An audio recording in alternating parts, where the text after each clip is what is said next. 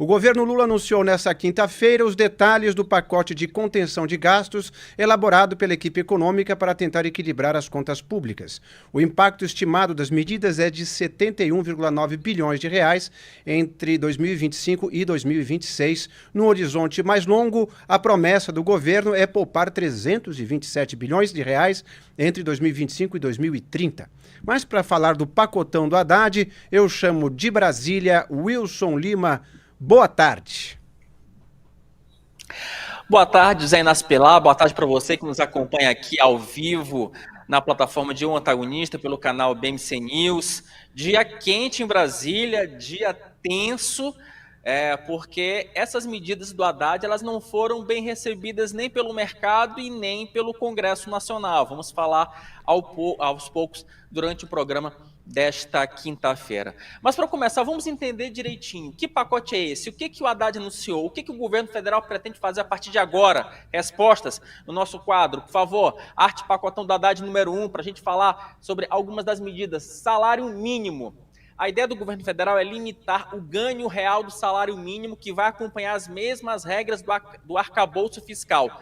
Se fosse estabelecida pela regra atual, para 2025, o mínimo teria um reajuste de 2,9%. A expectativa é que fique em 2,5%. Abono salarial, haverá uma transição para que o benefício passe a ser concedido a quem ganha até um salário mínimo e meio. Imposto de renda, essa é a questão nevrálgica desse pacotão do Haddad. Desde ontem, essa questão aqui ficou nebulosa e hoje o Haddad, logo de cara na coletiva de imprensa concedida agora há pouco lá no Palácio do Planalto, o Haddad fez questão de dizer, só vai valer para 26. Tá? Então, a ideia do governo é aumentar a faixa de isenção do imposto de renda para até R$5.000. Essa medida, por si só, deve demandar do governo federal uma renúncia fiscal de aproximadamente 35 bilhões de reais. Por isso que há todo um estresse no mercado. Daqui a pouco o Van Dijk ele vai analisar para a gente com mais calma.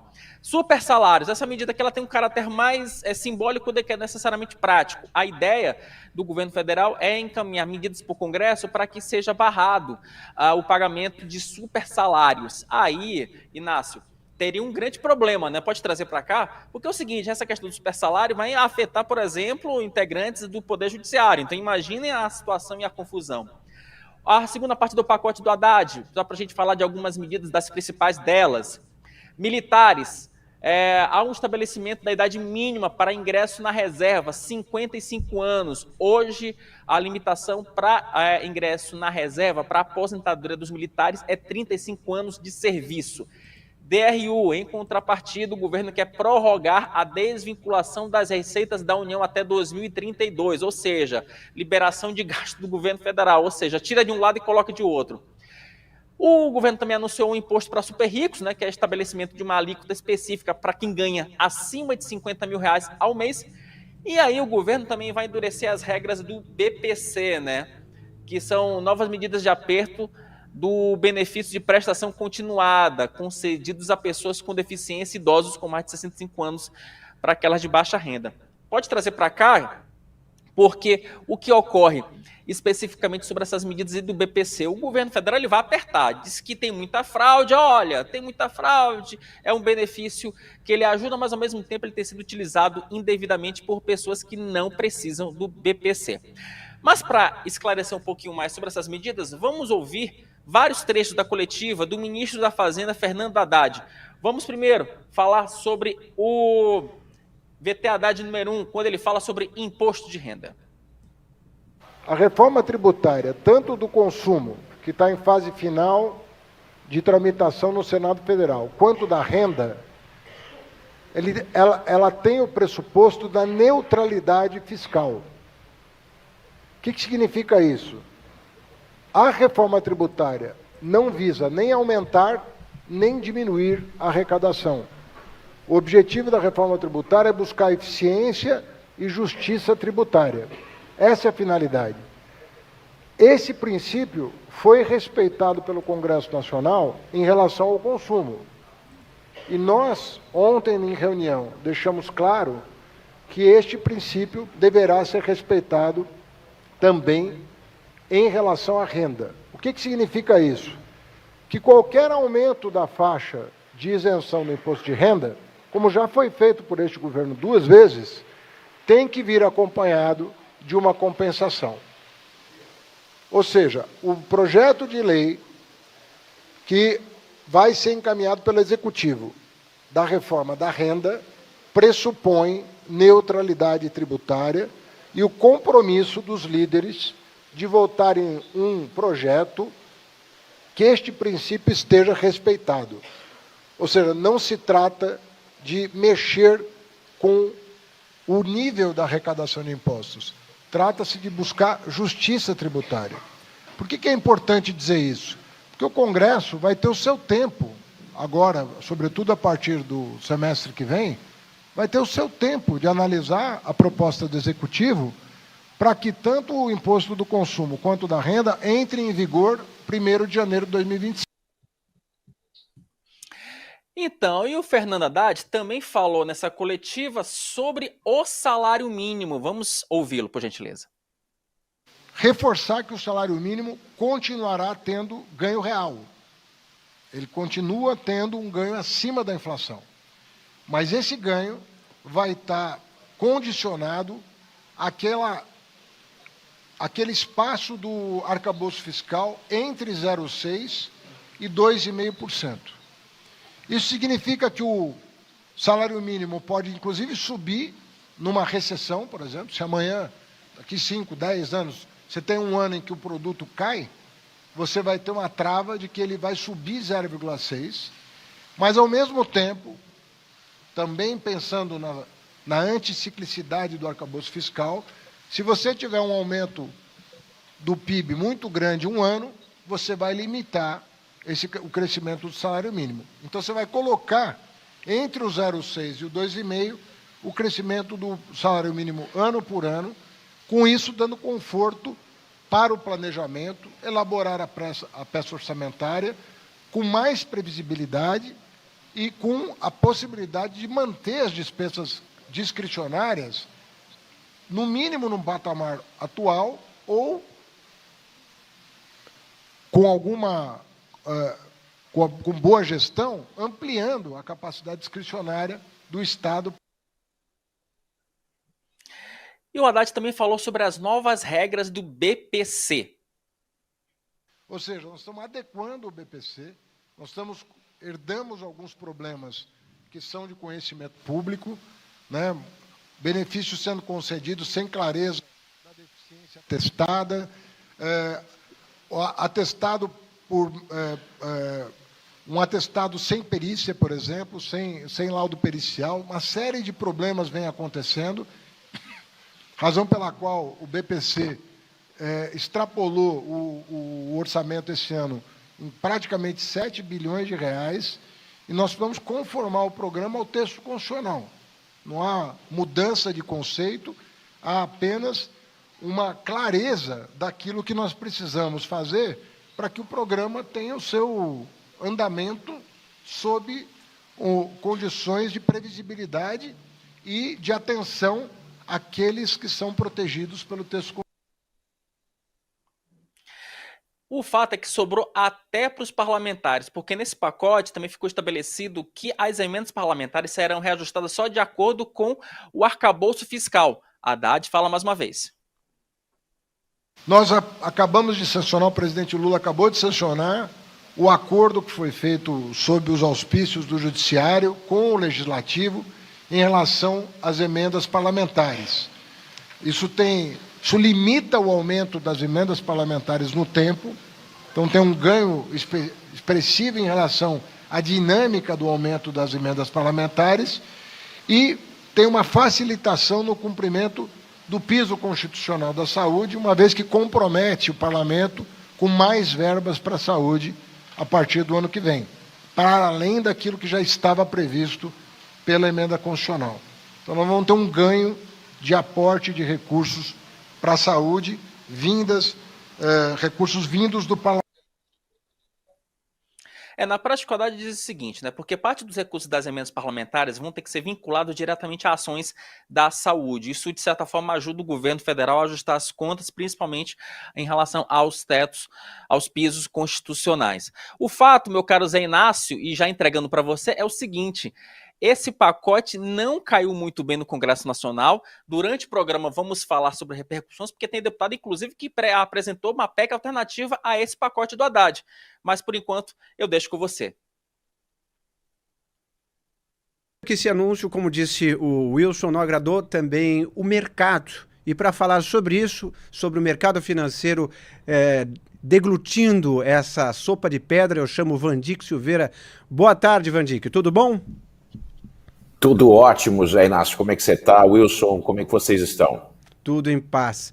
Queria saber como que foi a sua visão da reação do mercado, que já começou a antecipar esse anúncio ao longo da tarde de ontem. O mercado virou de mão, taxa de juros futuro foi para as cucuias, Selic já estão falando previsão de 14,5, enfim. Como é que foi essa bomba que começou a pingar ao longo do dia e se confirmou de noite?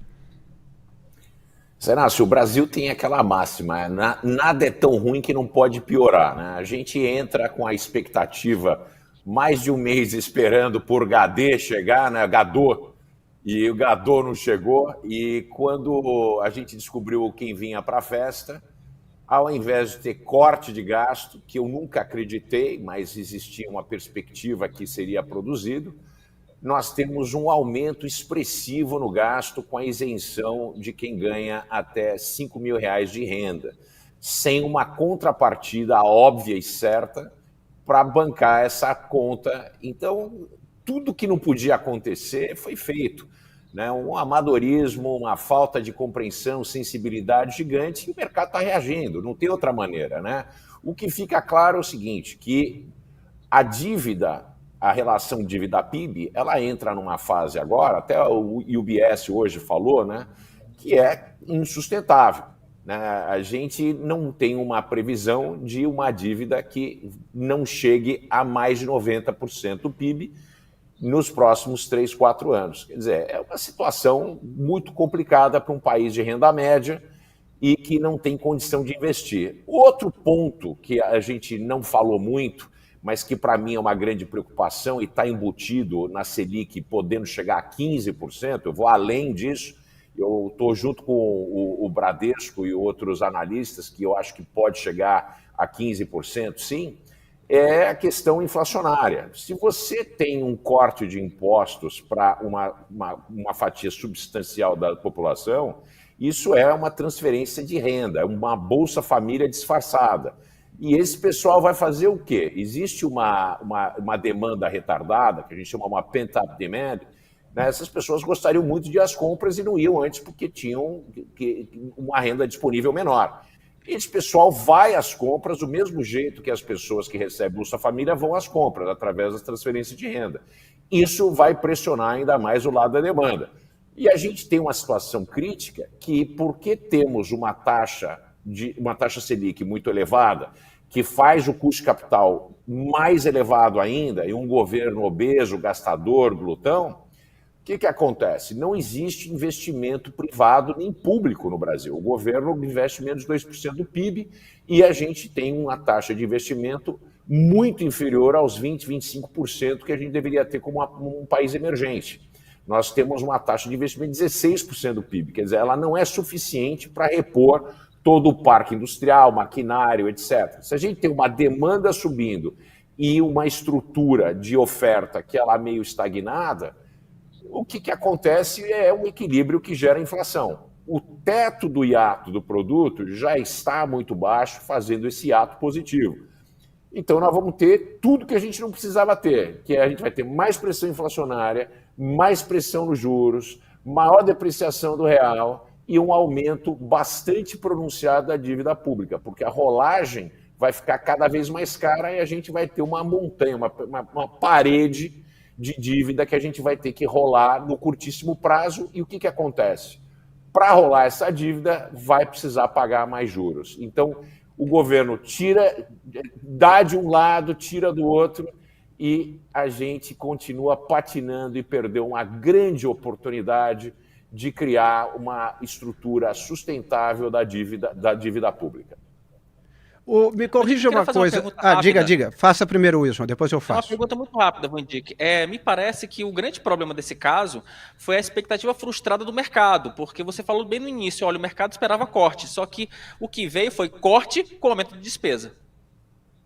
É isso aí. Esse é o... Pode falar, desculpa. Não, era isso. Não, depois que você complementar isso, eu faço uma pergunta, mas talvez fique para o próximo bloco, porque é um assunto que dá pano para manga.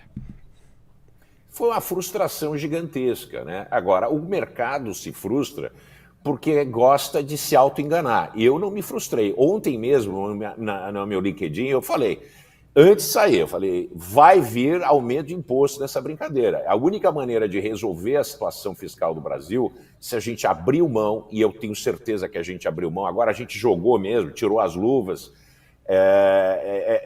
não vai ter corte de gasto, não é parte do métier, então a gente vai ter mais inflação e mais imposto. É aí. E esse imposto não vai ser suficiente, porque o imposto em cima de quem ganha mais de 50 mil reais, uma fortuna, os super ricos, são 100.800 dólares por ano. Né? Nenhum lugar no mundo. É abaixo da renda média do americano. Quer dizer, é tudo errado. E a gente vai descobrir onde estão essas pessoas, porque essas pessoas não ganham na CLT. Né? Existem veículos que fazem essas pessoas terem renda, mas que essa renda não aparenta, né? Ela não aparece. E é aí que está o grande problema. Eu nunca descartei que nesse governo a gente ainda vai ver a volta da CPMF, porque aí não tem jeito de correr. Pois é.